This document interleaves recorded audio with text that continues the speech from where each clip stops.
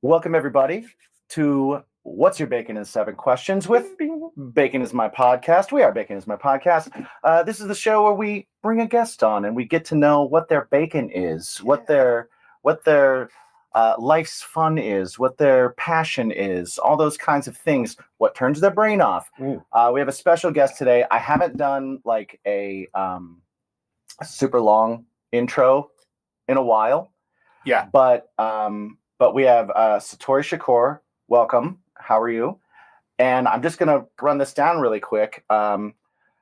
Satori is a storyteller, writer, singer, recording artist, former bride of Funkenstein with George Clinton in Parliament. She's an actor, comedian, television comedy writer. She began her professional career as a storyteller, touring the country as a Moth main stage storyteller and host. If you don't know what a Moth is, which I did not, the Moth is a nonprofit organization that celebrates the commonality and diversity of human experience through the art and craft of true personal storytelling, which is amazing. She also hosts the Twisted Storytellers podcast. I know, I got to scroll because there's so much things. She is the artistic program director for the Secret Society of Twisted Storytellers, which is the greatest name ever of all time. She released her solo show, Confessions of a Menopausal Femme Fatale, in 2023, which is a wild, unfiltered ride through 12 years of hot flashes, reinvention, and radical self-acceptance. She is a coach, a teacher, and she encourages us all to tell your story, enlighten the world. Storytelling is your superpower. Welcome, Satori, to What's Your Bacon? 7 Questions. Thank you. What a wonderful introduction. Thank you. You've done so many amazing things. It's crazy. You've led a pretty full and cool and life filled with I'm sure crazy hard work, but also incredible opportunity and incredible experience. So very, very, very cool.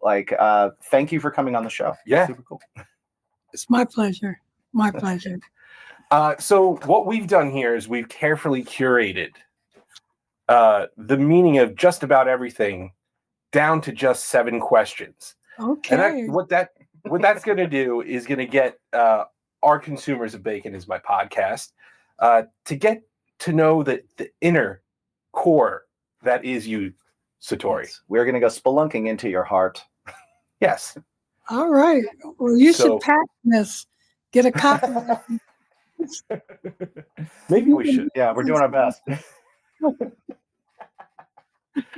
So are you ready to answer these 7 questions of possible doom? I am. Awesome. Very cool.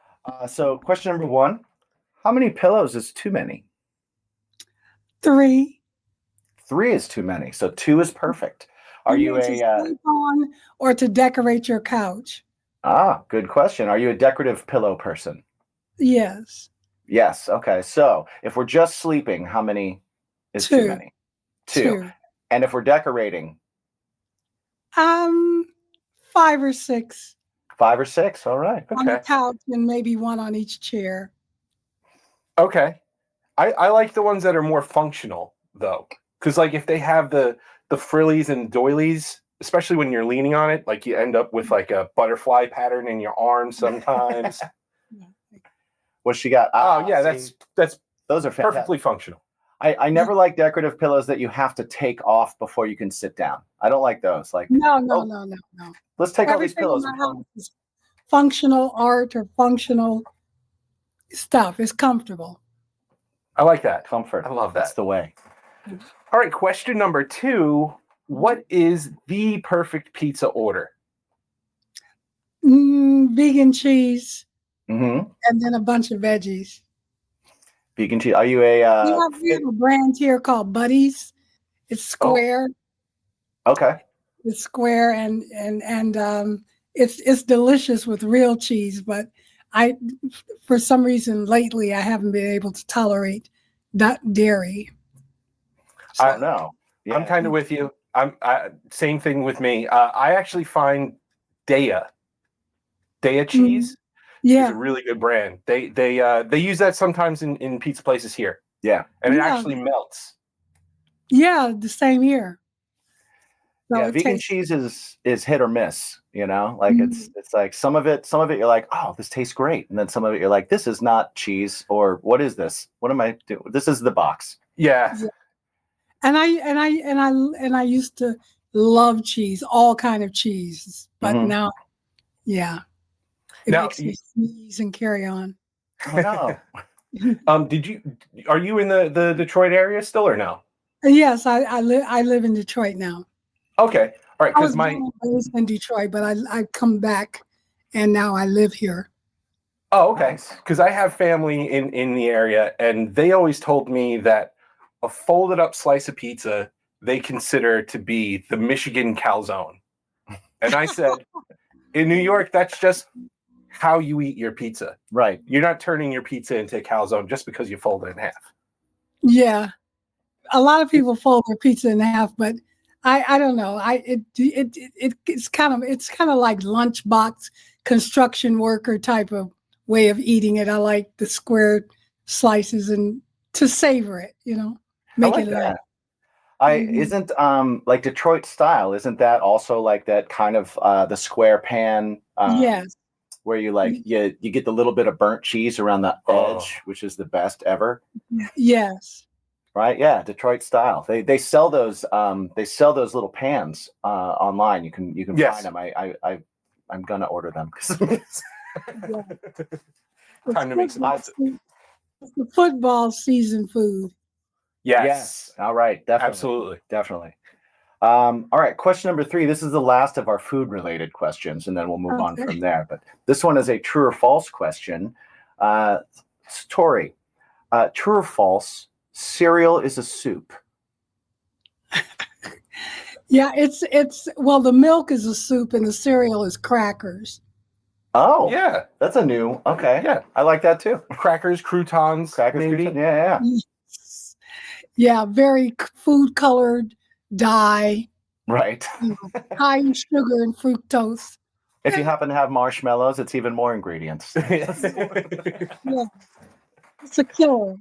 Yeah, for sure. Or if you get some of those, blueberry morning or something like that, Blueberry morning. get your fruits and veggies in. That's true. Yes. Exactly. Question number 4. I'm interested in this question Yes. a lot. What is your go-to jukebox pick? My go-to jukebox pick. I like house music. I like P-Funk, of course. So I would have to say, Electro Cuties. Oh, okay. By who's P-Funk. P-Funk, Electric Cuties. I will listen. I like that. I love Parliament. Like that's 70s funk is my my passive listening, do everything in life music. Just because you can't listen to it and not be in a good mood. Like it is the most like smile on your face, good time, you just move music that there is in existence. Yeah. My mom instilled that into me throughout my entire life. It was just like if she's cooking, funk is on. Well, she's disco also, but funk is on. And so every Christmas that's all that's happening at my family's house. Okay, joyful. Absolutely. Oh, yeah. So I just attach that whole genre and era to just joy. And so that's my preferred. If I'm driving, I'm like a maniac. You'll see me like I'm just it's the best. I absolutely love it. So I have to but I do need to get better on knowing my song titles because I'm pretty bad at that. Yeah, and well, this one is, it wasn't a hit, but it was like inside of the album, and I love it. Nice. A deep cut. Yeah. I love that. I love that. All right, question number 5. This one, I love this question, and it's a newer one. And yeah, it's a newer one, and it can be as short or as long as you want to make it. It's a 2-parter. So, what's one thing that you thought that you would never do that you now love, and one thing that you thought you'd love that you'll probably never do again? One thing that I thought I'd never do but love.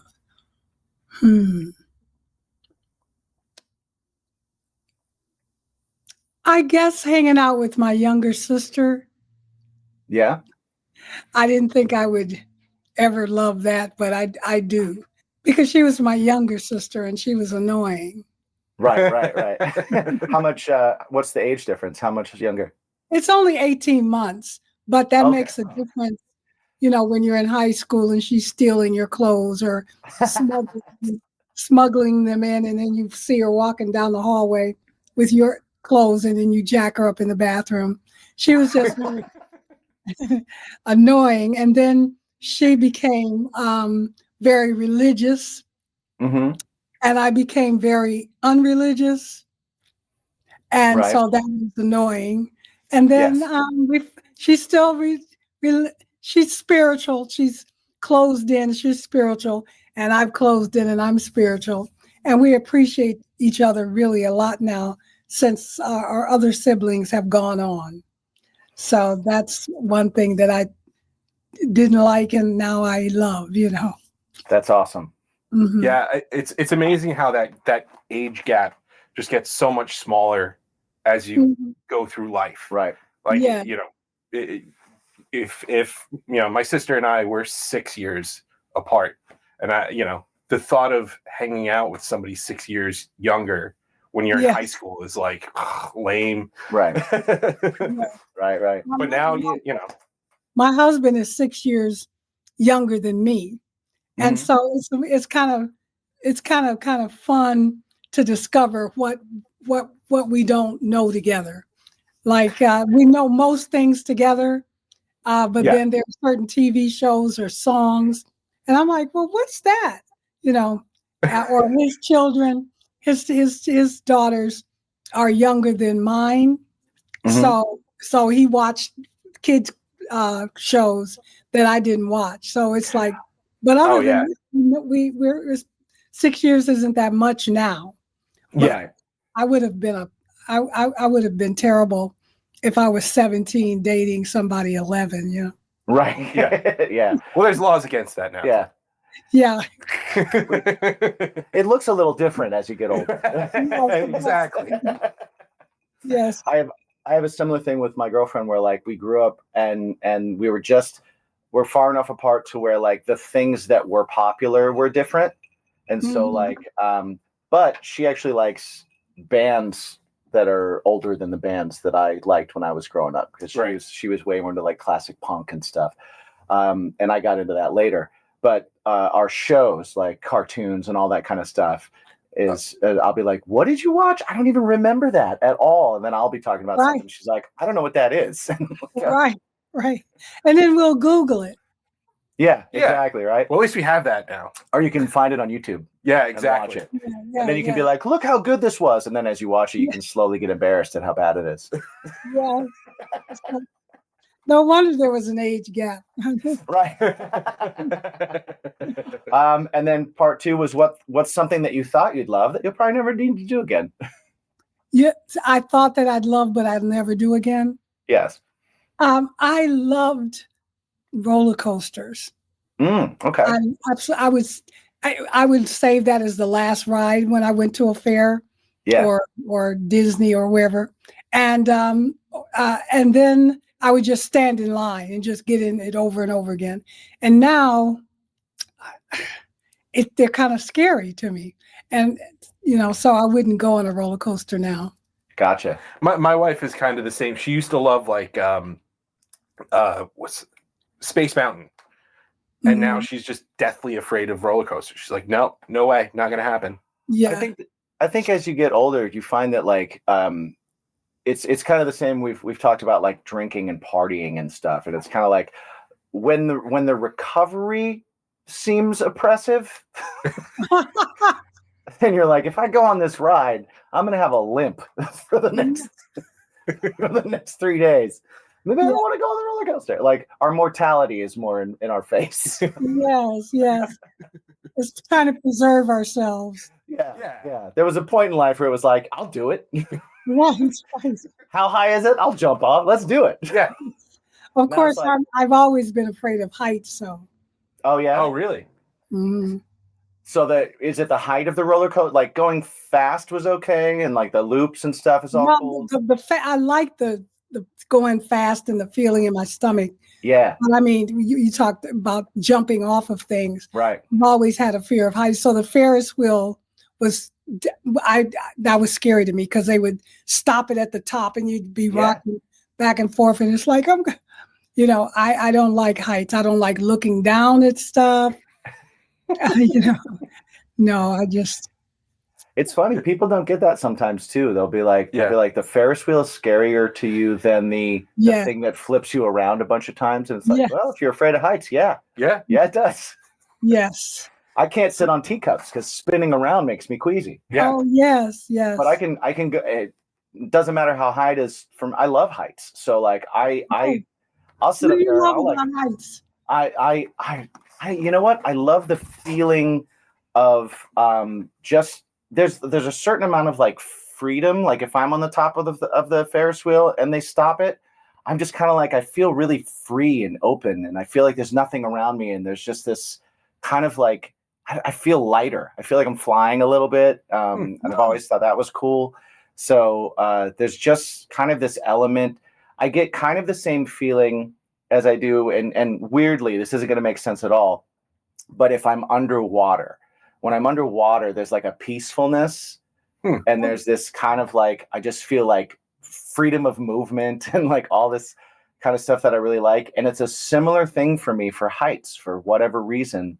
I just love it. I love looking over the edge at something and seeing something far down below and kind of like feeling that little bit of fear come up in your stomach. I like that. And Oh, wow. it's weird. So are you saving your money for the next space flight up? I'm not saving my money for the space flight, but I'll go skydiving. Yeah. Okay. I would love to do the space flight, but that's a lot of money. Well, that's crazy, man. I don't have Katy Perry money. No. You didn't miss it at all, did you? I did not. Nope, not at all. All right, question number 6. Which color has the worst personality? Yes. Correctional facility green. Yeah. Oh. Okay. Yeah. Not too stimulating. No. Yeah. Is that kind of like a seafoamy kind of? Yes. But it's like pale seafoam green. It's very dull. I know which one I know what you're talking about. Actually, it's funny. Immediately. I think some of my high school was painted that color. Yeah.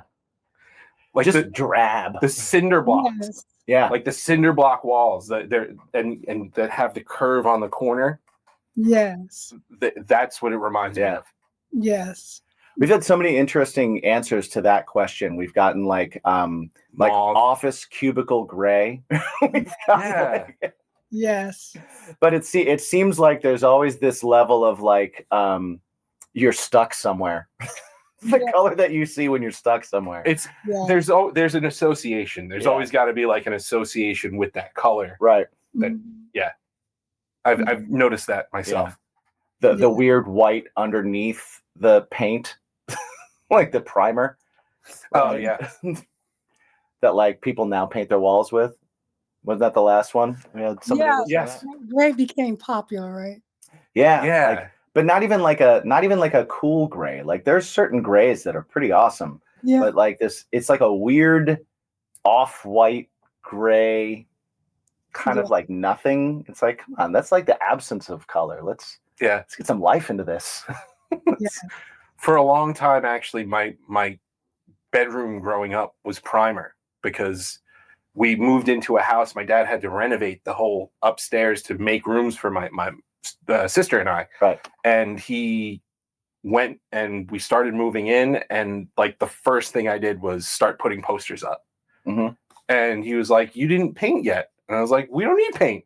I got posters all over. Posters. We're good." Yeah. And then when I moved out many years later, he was like, it was nice because I didn't have to prime it. So did he renovate it himself? Yeah, with help from my uncle. Okay. And It was how an many- attic, so Oh, it was an addict, or he was an addict. no. The upstairs was an attic, so Oh. he outfitted with walls and everything. And how many years later did you move out? Were you a grown man, or you? Yeah. I was 24, 25, somewhere around there. And I was in there. I was in there for a good like 11, 12 years, maybe longer. Mm-hmm. Well, that's some good paint. Yeah. Well, the posters didn't live all the time, so you had to like swap them out, get a different size, But the primer stayed. It was good. Yeah, nothing fixes a bad paint job like putting a poster over the scratches. Yeah. That's peeling? Good. Picture right there. What kind of posters did you have?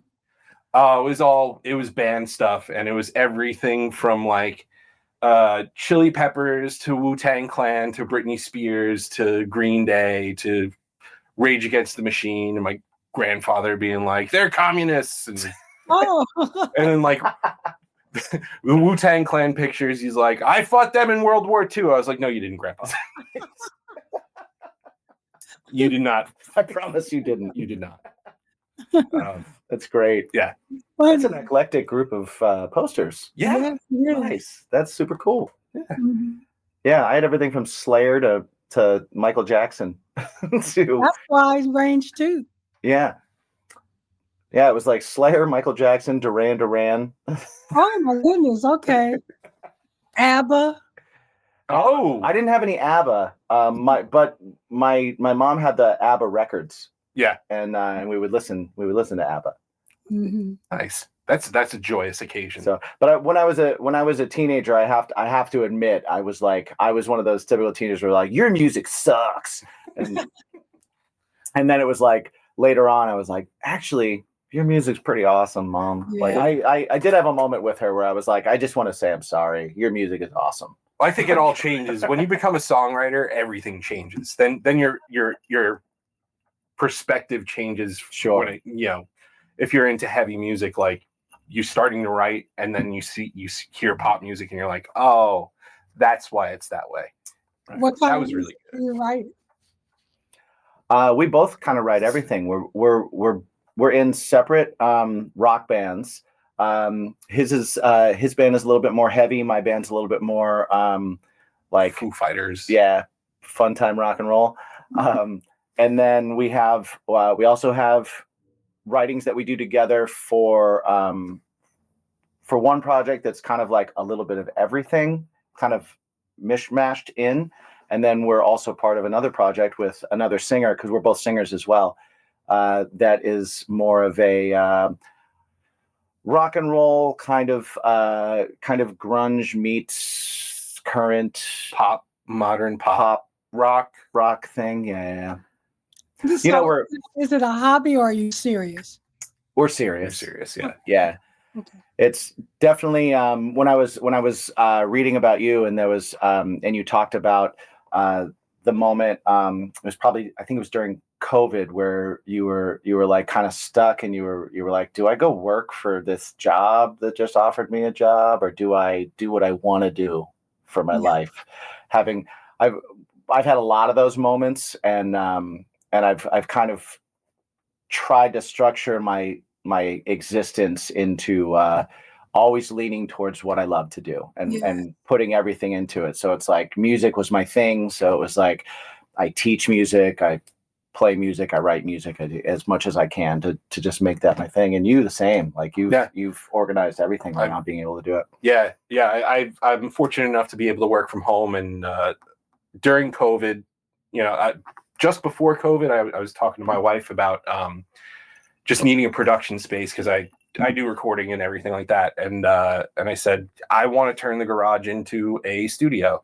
And she was like, cool, go ahead. COVID hit. She's like, hey, pump the brakes.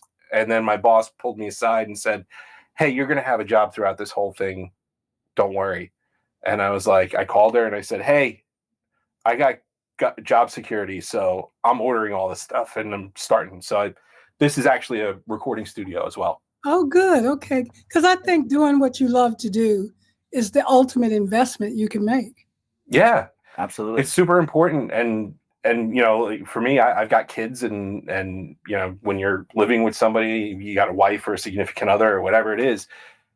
If you're not doing that stuff you love, you become miserable. Yes. There were times when, like, life gets crazy, things get in the way, and eventually, like, Jen will turn to me and go outside, pick up a guitar, and just do you. Just do that for the evening. Like, just go outside, get it out, and then come back. And I'm very lucky, very, very lucky. Yeah, it's good to have support. That's one thing I did want to ask you about. We'll put pause on question 7 for a little bit. We'll come back to it. But I wanted to ask you, like, you found yourself doing so many different things in so many different avenues, and I do want, because people that are listening should go check out your story and really find out more about you and everything that you're doing. But deciding that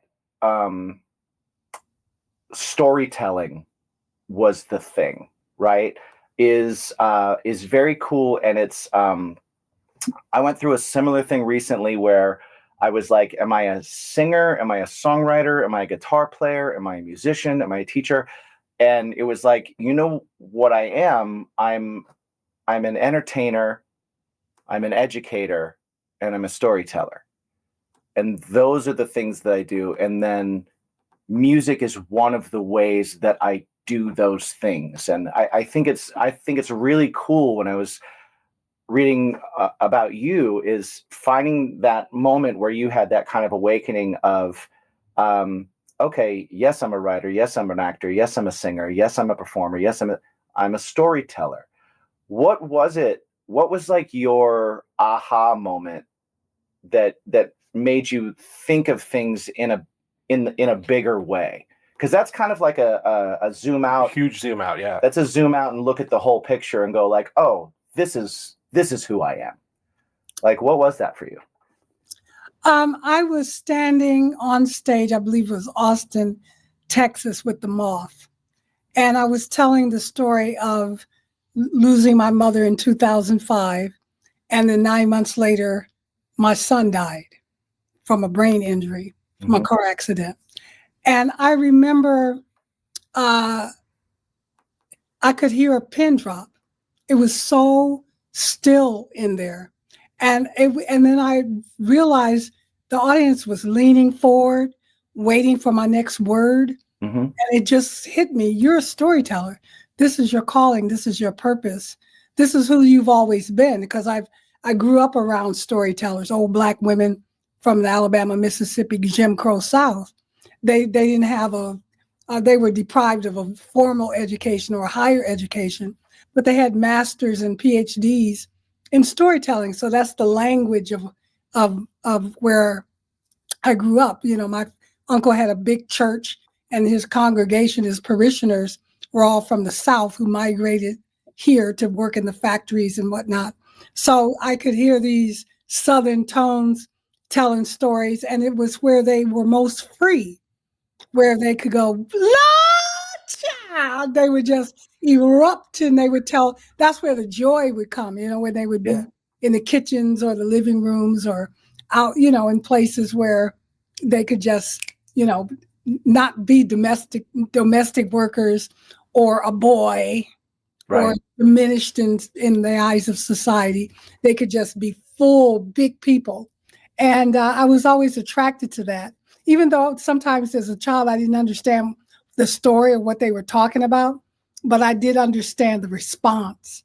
And to have one person talking and then everybody erupt in laughter or a gasp, it was like, really?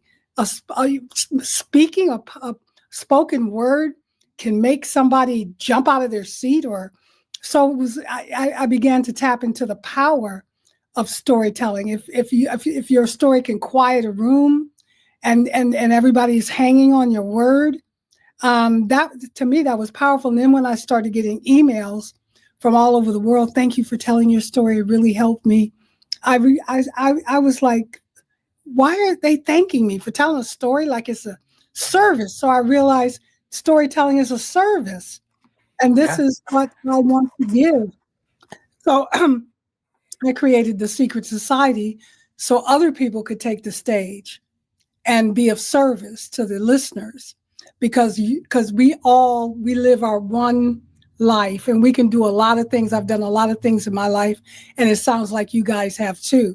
But we will never live everyone's life, but we can get a flavor of and we can get a wisdom, and we can get I can go on. Oh, I'm not the only one.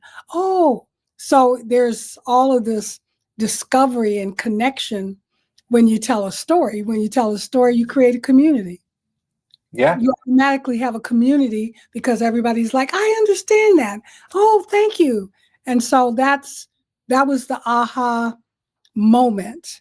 And then there was this, I think right after Wall Street crashed and Too Big to Fail failed, and I had no money, and and they had these books on branding. What's your brand? That was a big thing to identify your brand. And storytelling was just something I did. It was like breathing. You don't go, oh, my brand is to breathe. Right. Right. What do you do? I breathe. Breathe. So I went and I asked people who had known me all my life, and I go, what would you say I am? And they would me to say, storyteller. Do you remember that time when we were in college and we ran out of gas and we pulled over at the side of the road? I was terrified. And you told stories until the sun came up. And they were so funny. I remember those stories now. Now, I don't remember. But he remembers. And, Right. and they just said, oh yeah, you're a storyteller. And so I began to, maybe this is a thing. And so that's what happened. And I became a Kresge Literary Arts Fellow here in Detroit. They didn't even have a court category called storytelling. It was not designated as a category of art. They had spoken word, poetry, but no. So I was the first to get that recognition here in Detroit as a storyteller. So it's a whole new category here. And now everywhere you hear, everybody's a storyteller. Right. That's amazing. Everybody is a storyteller, and everybody really is. But before, storytelling wasn't even, you were a comedian, you were this, you were like all these. That's what I was going to get to also. Yeah. Because I found that super interesting too. Because I never thought of it like that. And like I said, I didn't know what the moth was. I never heard of the Secret Society of Twisted Storytellers. Again, greatest title of anything ever. Like you immediately are like, how do I join that? I want to be part of that. That title came from a short story that I wrote, and I made up the story just so I could tell this other story that was so irreverent, and I was terrified to tell. I'm not terrified to tell it now, but back then I was so afraid to tell it. So I had to create a world in which a character would tell that story. I even had to kill the storyteller at the end because I felt so bad. Just to be like, it's not me. I'm going to separate myself from this. Right. I think it's super interesting how long it took for storytelling to be recognized as art. Mm-hmm. Because, I mean, we already kind of discussed the fact that music, comedy, movies, it's all storytelling, right? Yeah. It's all storytelling. But at the same time, I've encountered people who have stories to tell, but they're not very good at telling them. Right. And they so there is an art to delivering that. Mm-hmm. Art, it's a craft and it's a science. And I do teach storytelling. I facilitate workshops.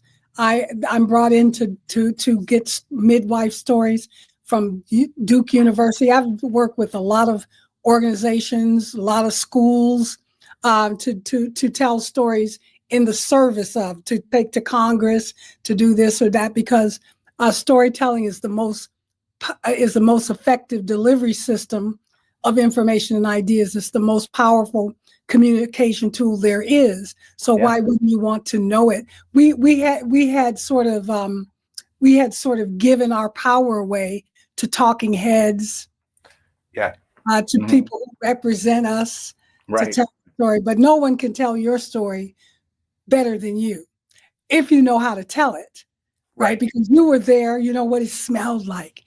You know what it felt like when that spittle hit you on your cheek.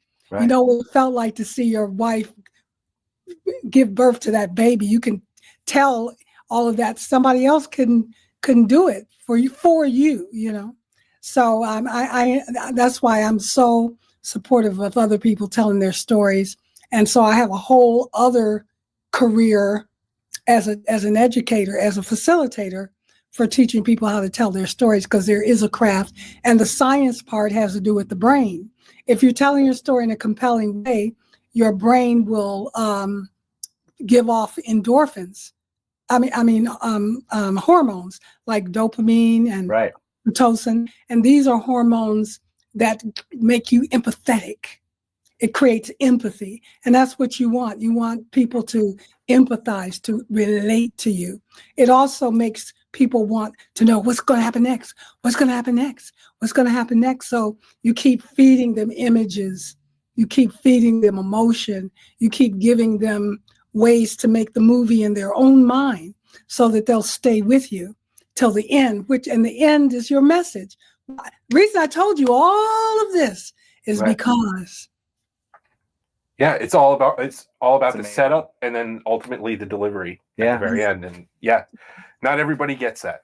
No, we could use with a little creating more empathy in the world. We sure could. Honestly, I find that so fascinating. It's even just knowing that exists is like a door opening in your brain. Yeah. You know, just being like, oh man, so it doesn't have to be this way or in this genre or like this. It just has to highlight your unique experience, and then you need to be able to deliver your unique experience. It highlights all of us as unique individuals too, because like you said, everybody has a story and everybody's a storyteller. And the coolest thing about all of us is that there's only one of each of us, you know, like to me, that's like the coolest thing, that we all forget sometimes, you know, because we try and be part of we're pack animals in some ways, for better or for worse. And songwriting is like very, very powerful, because not only do you have the story, but you have a melody to it. Like there have been, there's so many things about storytelling, but a whole village in Africa cut down on their mortality rate because they put in melody form. I wash my hands, I do, and they had it in a melody, so they knew how to sterilize. They knew how to keep germs away, all in like Twinkle Twinkle Little Star. You'll never forget that song. And there's stories that I know you remember were told to you in childhood. So how? I had wash my hand songs and stuff from my mom for sure, you know, and stuff like that. Yeah, or the alphabet. I can sing the alphabet, but if you tell me to say it, I can say it too loud. You gotta say it to the tune. Yeah. At least the cadence. What comes after P? Right. Yeah. Right. Exactly. Yeah. You're doing at least the cadence. Yeah. But the melody's in your head for sure. Alphabet and Twinkle Twinkle, same melody. Yes, it is. Yeah. So it's really music is another. I mean, music is a story in itself. It's a language. For sure. Yes, for sure.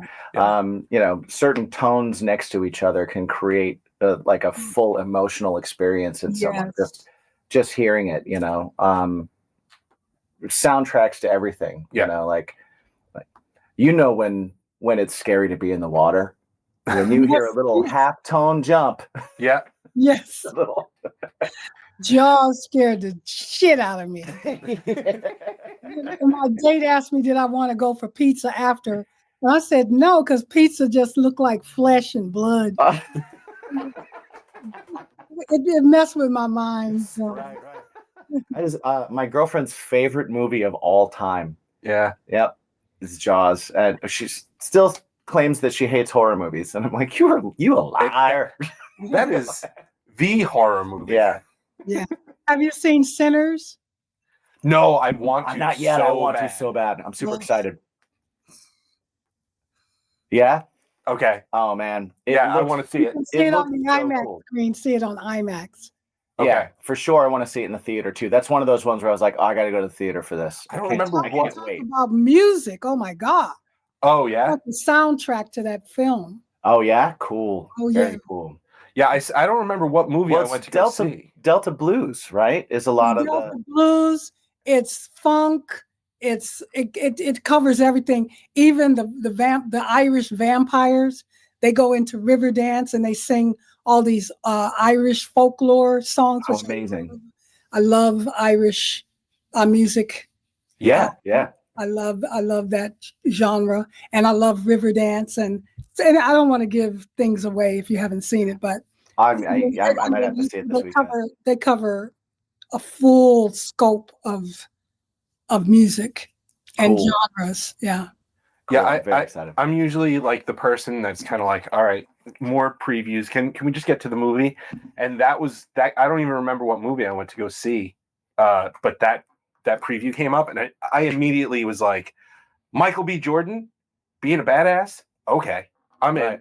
And the story looked just And really Coogler? awesome. Yeah, like, Oh yeah, Ryan Coogler. I'm in. All Yeah, right. I'm in. And I saw it twice in 2 days, and each time there were no commercials, no coming attraction. Right. It just started right in the movie. Twice in 2 days. That's a ringing endorsement of a movie. Oh, and then I read I was watching all the reviews on YouTube. Yeah. Because it grabbed me. Nice. Oh, okay. I was obsessed. Done. I'm in. Okay. I'm in. Okay. I'm gonna have to convince Jen we're doing movies this weekend. Yeah. That's a Sunday Sunday. afternoon. That's a Sunday afternoon movie. Yeah. Amazing. Awesome. Very cool. I'll convince my girlfriend who hates horror movies. Right. Well, it's not horror like that. Right. It's not like I love vampires and horror. Certain too. horror. I don't like monster movies or those unreal type of things, but Right. horror, that's something that could possibly happen. Yeah. Yeah. So Thriller. Psychological thrillers. Yeah. Yeah. So Nice. Yeah. All right. Good. Well, then I'm that endorsement that you sold me. Yeah. Especially if you saw it twice in 2 days. Like that's and I can name the movies on one hand that I saw twice in a week. Yeah, that's I have a similar thing. It's like there's some. I remember when I saw honestly, I remember when I saw The Matrix. I went and saw it again right afterwards. I snuck in another theater and watched it again, just because I thought it was amazing because it blew my mind. And that was one of the ones that got me. Yeah. But yeah, movies like that, movies that you see and you're just like, oh man, I need to see that again, like right now. Yeah. I really need to check that out again. Yeah, and talk about it later, Yes. You don't walk out of there going, now what should we have to eat?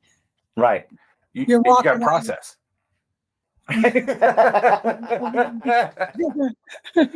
Yeah, you have to process everything, and then you're like, okay, can we have a discussion about this now? Right. Please. Yes. I love that. Yeah. When a thriller can provoke thought and discussion, it's fantastic. Yes. Love that. So, all right, this has been awesome. I want to get to question number 7, because that's gonna lead to the ultimate question. But question number 7 of What's Your Bacon in 7 questions. After all this that we've talked about, how do you feel about garden gnomes? Garden gnomes. That's another little horror story. Yeah, could be. I mean, I don't mind garden gnomes, as long as they're not racist.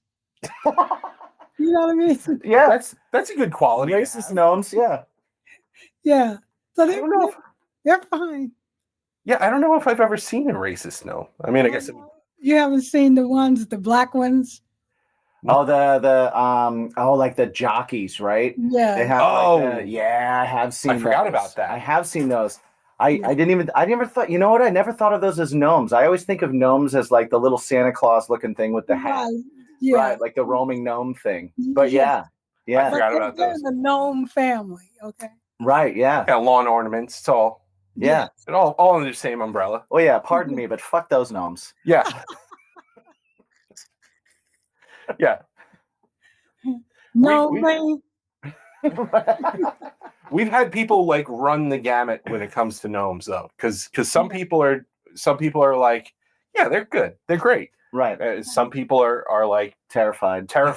of them. But what Absolutely. are they for? What's just decoration, or they're there to scare? Yeah, I mean, there's multiple uses. You know, some call them protectors. I bet you if you go back far enough, there's some kind of Scandinavian lore about like a protection thing or you know, maybe like a scarecrow type situation. But they're so tiny. What are they going to scare away? Yeah. Like I think it's probably more of a protection thing. Maybe in the same way of like fairies, like the lore of like fairies and stuff. Okay. It might be, but I'm just making that up right now. I imagine that there's something, but I'm just there's no factual evidence. I have zero backing me up on that. And they're protecting the garden. I guess, you know, Could be against maybe they scare tiny critters like rabbits and stuff. Maybe Okay. rabbits, maybe keeps chipmunks, rabbits out squirrels. of your lettuce. Yeah. Oh, okay. Because rabbits will That eat may be you. what's missing from my girlfriend's front yard in her lettuce and things. Right. Oh, okay. I may tell Anita to get a gnome. They have the ones I do like is I like the gremlin looking ones, like from the 80s gremlin movie. They have those. I think those are kind of fun. Mhm. And then I think like the Santa looking gnomes are just like, you know, It's standard issue. those are standard issue. Kinda. Yeah. We always said if there's just one, then you just know where people hide their keys. Yeah. But if there's many, you need to worry about going in that house. Like if there's My husband has a gnome Halloween costume. Oh yeah? Mhm. That is amazing. That's a giant gnome. Yeah, it's very funny. That's great. I love that. Well, we've asked you the 7 questions. Yes. But now we got to ask you the ultimate question. Okay. You do so much.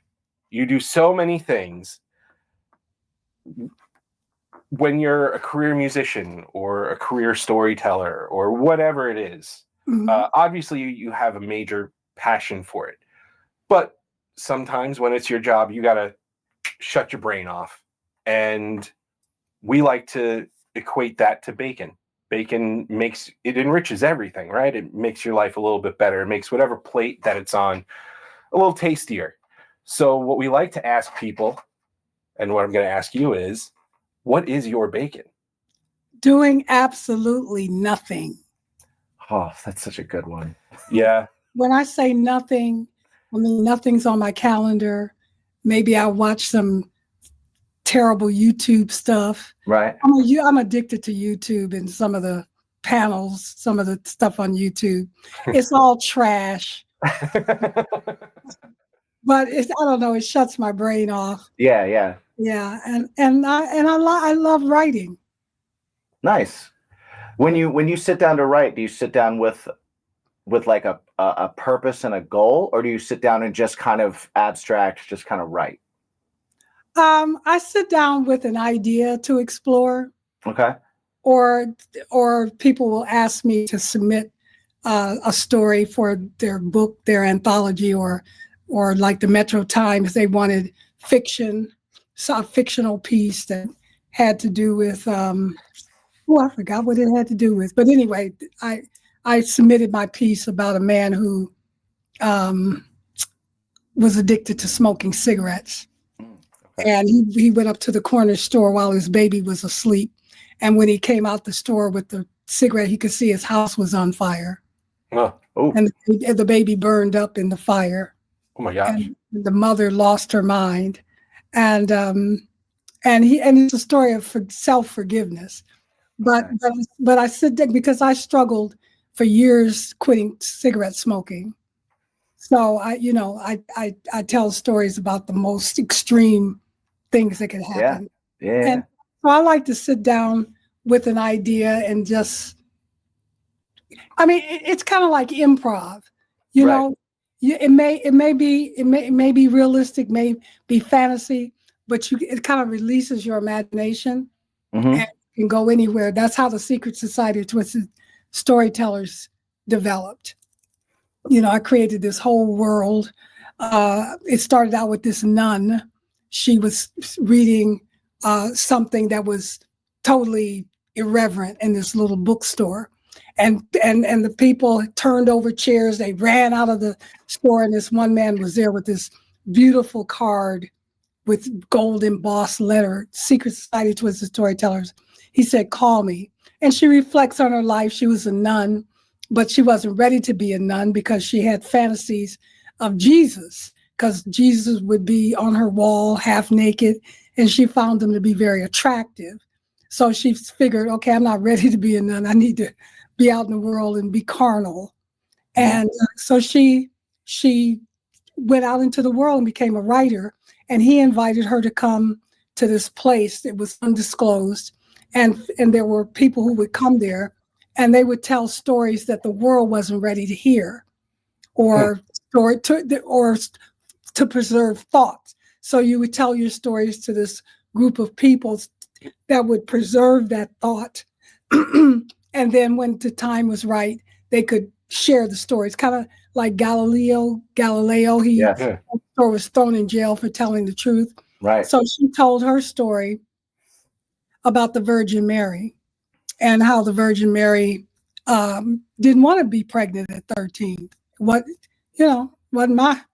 Right. I want to be a little girl, and Joe, and so she was black. She was a black Virgin Mary, so she smoked cigarettes, and she was, Joe, get your ass in here. I got something to tell you. I'm pregnant. No, it's not yours. I'm a virgin. He's God.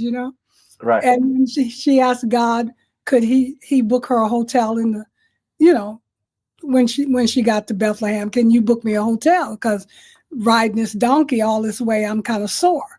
And God said no, and so she figured God's not a man and neither is Joe. So she went to see the old lady in the hut, and when she came out, she was relieved of the child. And people started throwing stones at her, baby killer, baby killer. And she said, you would call me a baby killer when the Caesar killed all these babies to get to my one.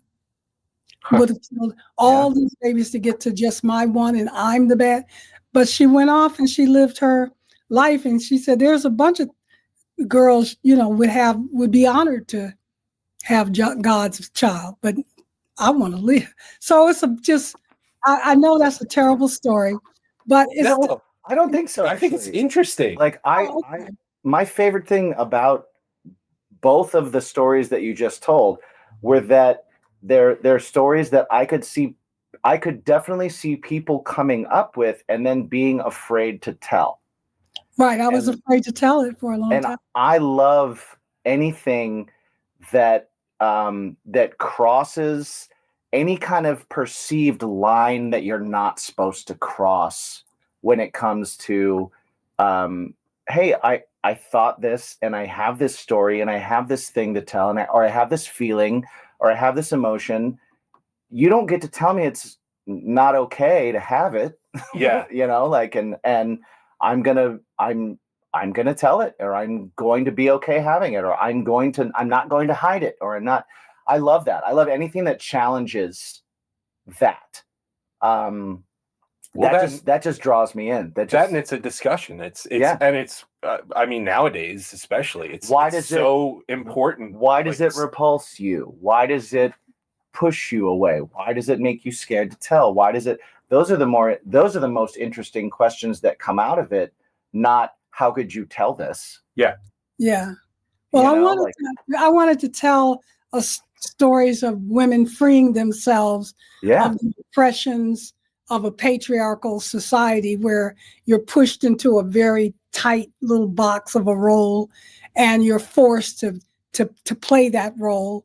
And and so the wide open world and great expanses are what I was attracted to as a woman. Why do I have to stay confined, barefoot and pregnant, or right, inside of a religion that's oppressive to me, or Yeah. forced to have a child, even though it was the Son of God? right. Because Eve, to me, if God is the Son of God, if Jesus is the Son of God, then Mary has to be God too. Yeah, I mean, she did the work. that's Right. true. You're right. Right. You're right. Yeah, that's Yeah, God was That's kind of awesome. a deadbeat dad, yeah, right. really. Here, this is yours. Take care of I it mean, for me. Okay. Okay. He's like, 13. he's like, peace, I'm out. Hotel? No. There's a hut over there. Yeah, kind of a dick. Yeah. Yes. No, I think that's great. That's I do- so I do cool. I love and Again, the whole, something that's sorely appreciated and needed right now. It's, more than ever. yeah, Right now, like, for sure. it's crazy how the same kinds of stories can, even though like it's like I don't understand why they keep becoming relevant. They shouldn't. We should learn, but the same kinds of things keep becoming relevant again and important again, and you know, Yeah. They say history repeats itself. yeah, fortunately and unfortunately, like for better or for worse. But I guess the good thing is that when the oppressive parts of history repeat themselves, so do the fighters, Yes. and Yeah. so do the reactionary parts of history, and the people that stand up. That repeats itself too. So that's, Yes. it's a terrible circle and cycle to be in, Mhm. but thankfully there's always people standing up.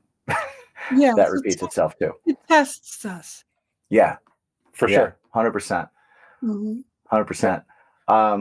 But yeah, so I don't think those are terrible stories Yeah. at all. In fact, I like, I'm gonna dive in. you had me. I was like, keep going.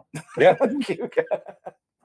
Yeah, so she gets shot at the end of the story, at the end of the Secret Society story. Fiona the nun, she gets Right. shot.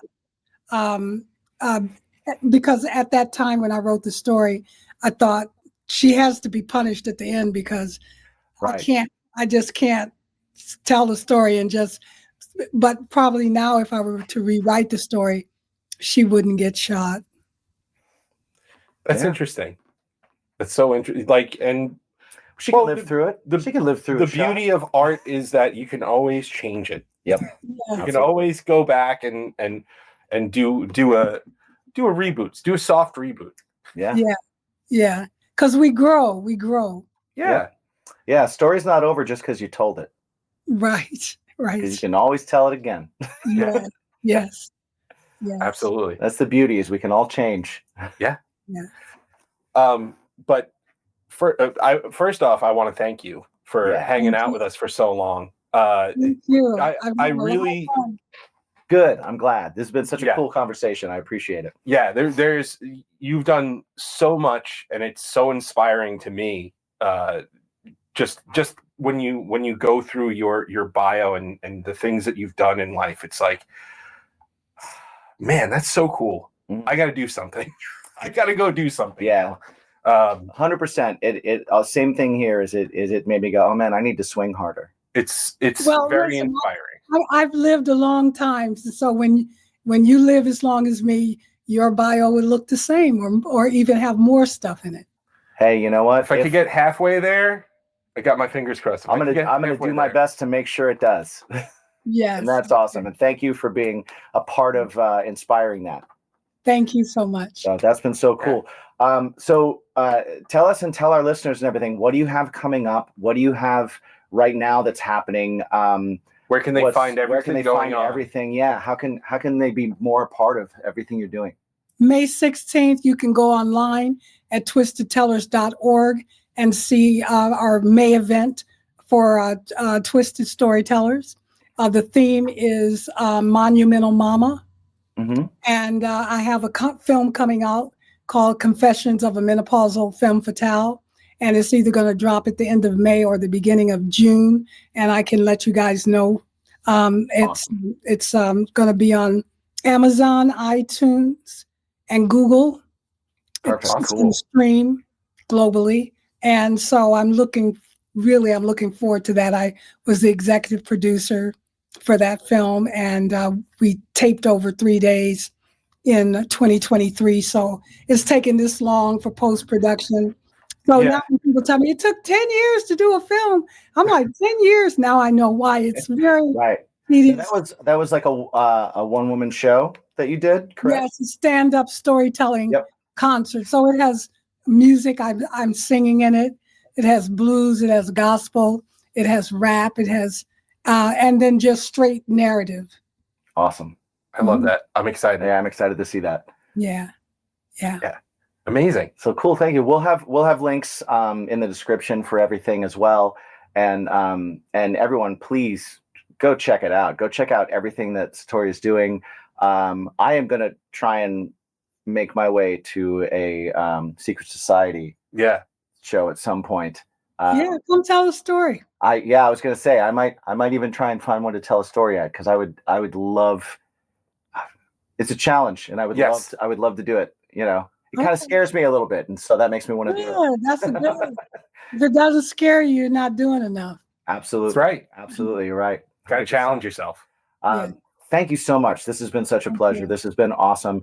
Everybody that is listening, thank you guys for listening. And remember to ask yourselves every day a very important question. Ask yourselves what that thing is for you that makes your life a little bit better. That thing for you that inspires you, that is your topping side or main course, that makes your plate of life just a little bit more delicious. What's your do nothing? Yeah. What's your do nothing? What's your storytelling? What's the best way to say it? I don't know. Do you remember what that question was? What's your bacon? Yes. Okay.